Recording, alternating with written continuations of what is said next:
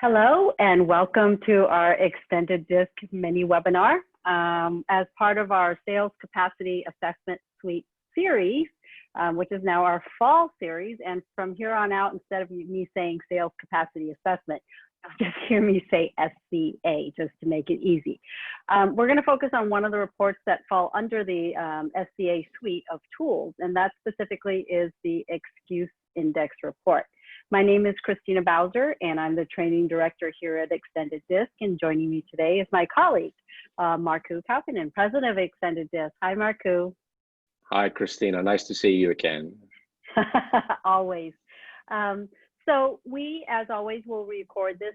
So for those of you that want to review it or share it, you can find it on our YouTube channel as well as on our website.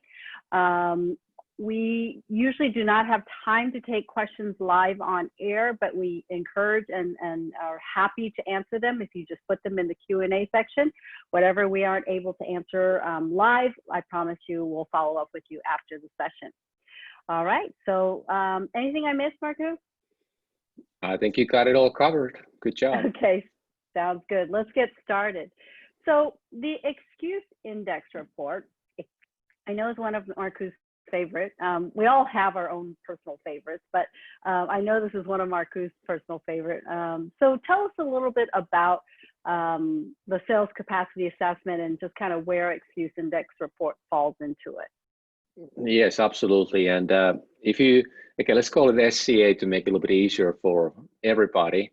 SCA is not based on DISC. It's based on a completely different questionnaire that is really designed for salespeople, for sales candidates, sales professionals who want to develop their sales game, if you will. And of course, I think probably most importantly for managers, sales managers, VPs of sales who really need to meet their most likely fairly aggressive sales goals, because we allow our clients to also do this, what we call team reports. And I think we're going to talk about that when it comes to Excuse Index a little bit this afternoon.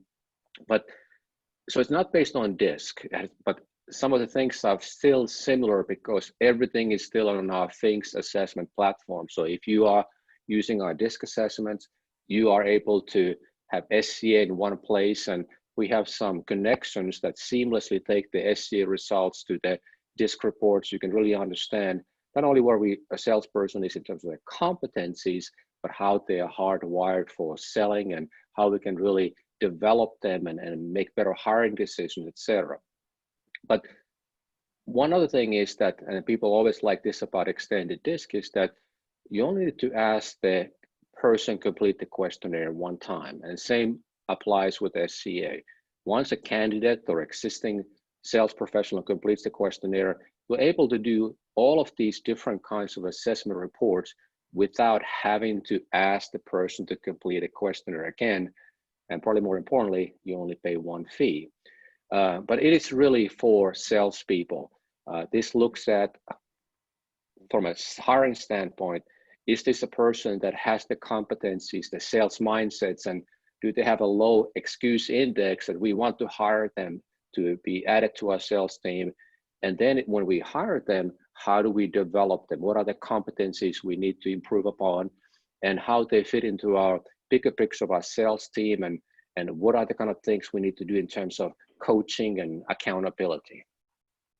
Yeah, what I like about this Excuse Index is, and I've heard it from clients over and over again, is like the excuse part of it is intriguing to people. It's like, what is this Excuse Index? Like, excuse? You know, so that word alone just kind of generates this interest that people really want to know more about it. And you know, what's great about it is you see the individual Excuse Index report in front of you, and I'm going to have Markku highlight it. But we also actually have a team one that we're going to share with you today too. So let's go ahead and get started. Markku, this is all there is. I mean, it's as simple as straightforward as you can be. So let's talk about the Excuse Index for a particular individual. Well, like you said, Christina, I love Excuse Index because, you know, we talked about the different aspects of measuring competencies in other webinars, and there's a lot of other information that the SCA report tells us about our candidates and our existing salespeople and our sales team. But I like to go to this number first because, hey, I've been told that I make a lot of excuses, and then, you know, if I'm not making excuses about it, it's probably true. You know, I'm thinking about my exercise habits and diet habits. You know, I'm watching Stanley Cup last night and eating ice cream, and I was actually thinking about that webinar at the same time. Hey, I'm making excuses about eating ice cream right here, but selling is a tough profession. You know, making cold calls, prospecting, all of these things where we are facing rejection from people we don't know, and when we are dealing with the prospect that we are moving forward with the sales process, and eventually we might have a little fear that maybe we're not going to get this deal, we might lose it to a competitor, or for whatever reason the prospect just kind of walks away and disappears. All of these things, for salesperson, we tend to avoid these sales activities that we need to really perform very consistently in order to be successful in sales. So what excuse index measures is how likely a salesperson is to make excuses. So since we are talking about excuses, we want this number to be low. Lower the number is, less excuses a salesperson is likely to make. So here we're looking at Sam sample with an excuse index of 25%. So Christina, what that means in practice is that Sam is going to focus 75% of his time on sales activities, behaviors that are focused on getting sales results. Other 25% of the time, they're doing something else. What are they doing? We don't know. They might be Facebooking, they might be just doing something else, you know, talking with colleagues, maybe they're calling their friends, we don't know. But the bottom line is that they are spending 25% of their time doing something else. Of course, ideally, we want this to be a zero. We want them to be focused on all of their time, all of their efforts on getting sales success, but that's not realistic. In fact, 25% is a good number.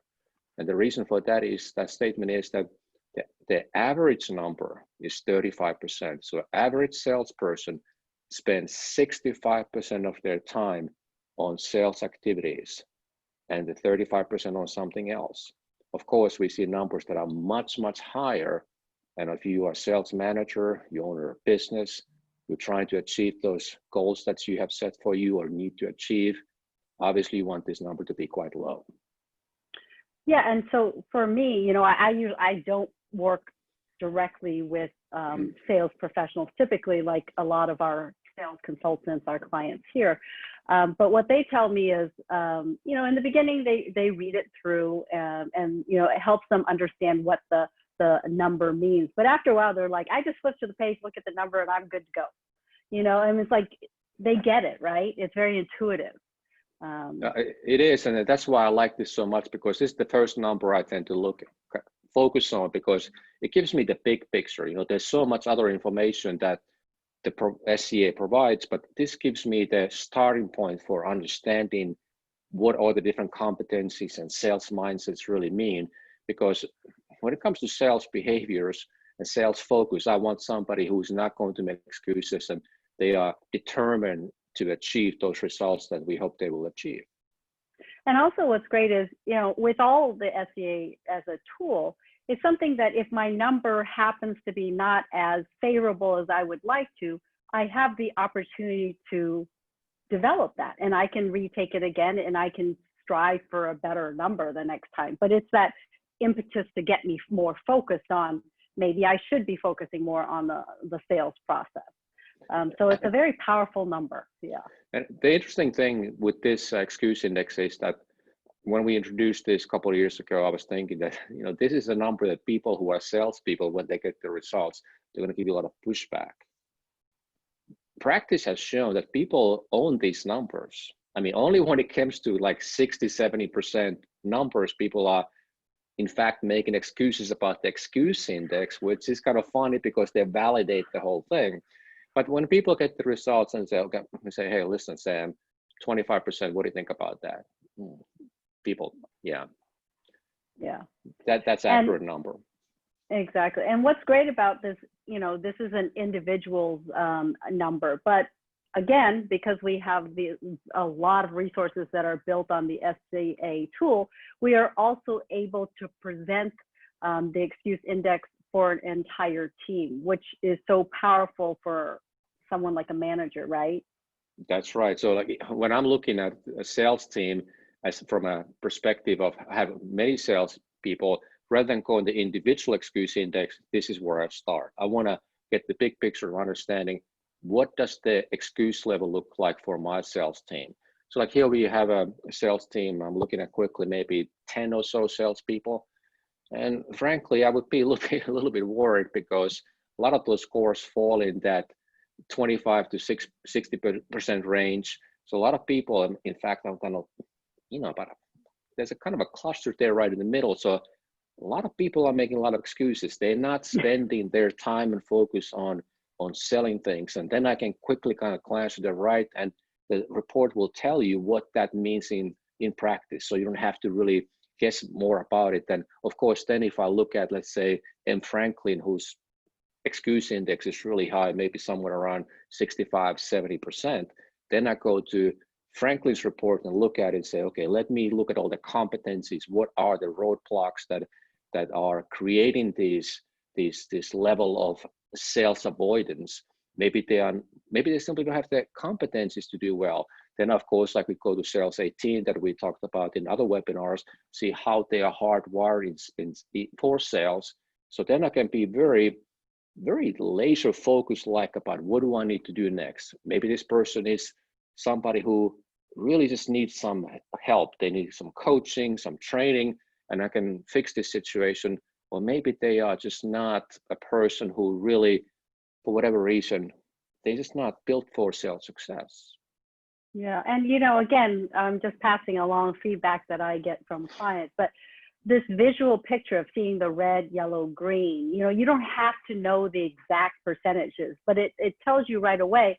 You can zone in on individual team members, and like Marku said, M. Franklin is in that high range. So then maybe that gives me the impetus to go and do more kind of deep diving on how I can better support my particular employee. But then you have a rock star down there at about what, 11%, M. Mitchell. Right. So I mean that tells me that this person is really laser focused on the sales process. That's exactly right. And what's so interesting when we talk to our clients who are using this tool SCA and they're looking at the excuse index, and let's say this is a client, when I start talking about their production, let's talk about the numbers. What does M. Franklin's numbers with that high excuse index, what do they look like? And what about that one M. Mitchell at the bottom with a very, very focus on sales activities? What do their production look like? And it's a high level of correlation. When they see this and they look at okay, these are the deals that they close and this is one their pipeline, what's coming up down the pike, they're like, I understand. This is what's happening. Of course, then the focus becomes, okay, what are we going to do differently to improve their sales success? And this kind of gives you a starting point for, again, that for development. Now, and if we talk about hiring, which we talked about in one of our webinars about candidate report, if you're looking at hire somebody and they have a high excuse index to begin with, obviously that's a kind of an important statistic metric to have when you make that important hire decision. I certainly made a lot of bad hires when it comes to salespeople, and I saw if you're a sales manager, you probably have a couple of those too as well. Yeah, and what's great about this also is not just that looking at your individual team members, but if I'm a manager of this group and I see a clustering, maybe more at the higher percentage, and that might be a question for myself as a manager, what am I doing that might be influencing, or how can I enable my team to focus more on the sales process? So it gives you kind of that 10-foot view of your sales team and its productivity, right? That's a very excellent point, because sometimes excuse index comes down to, is the manager holding their salespeople accountable? So of course, the temptation is say, hey, look, I have these players who are not doing what they're supposed to, but sometimes it's not the players, sometimes it's the coach. Exactly. So again, you can see the sales excuse index report. It really is the sales excuse index page. I mean, it just makes your life so much easier. There's so much value to it.